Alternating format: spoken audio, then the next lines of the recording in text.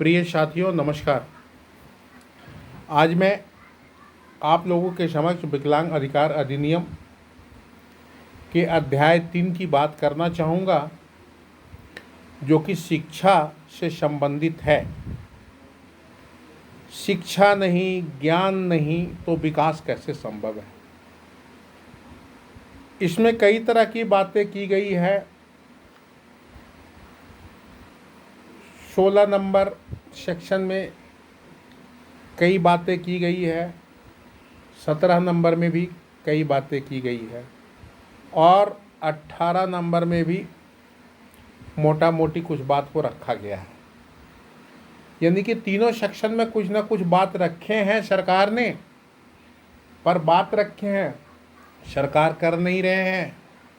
सरकार की मंशा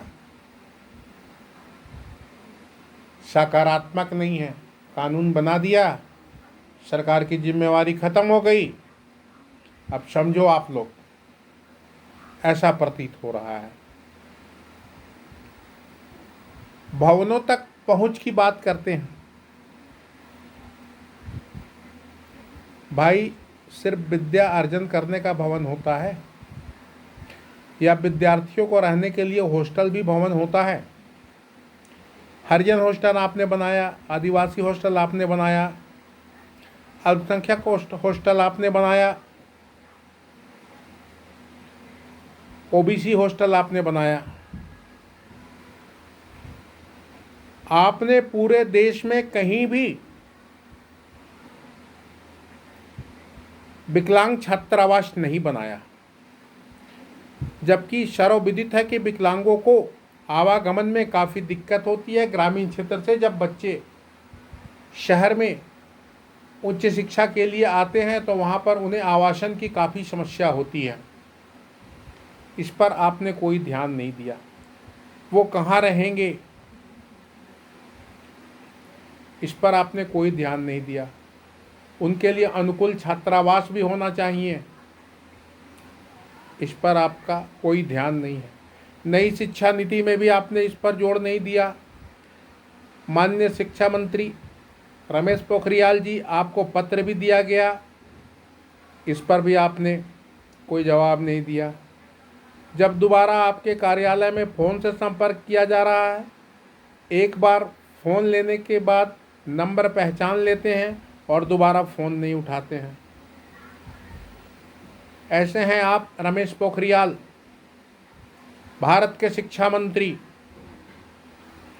कहते हैं हम ये कर रहे हैं, हम वो कर रहे हैं, पर करते कुछ भी नहीं है। करते कुछ भी नहीं है। बहुत दुखद बात है।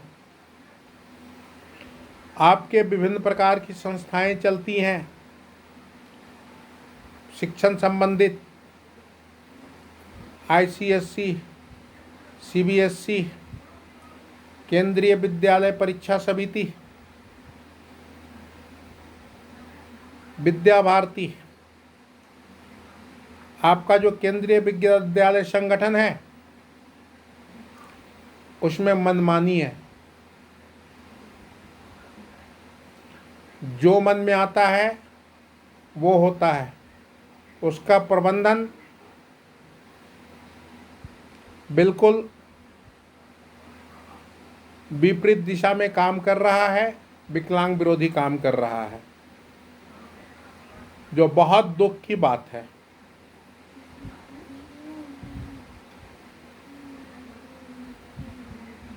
आशा करते हैं विकलांगों के लिए हॉस्टल की व्यवस्था की जाए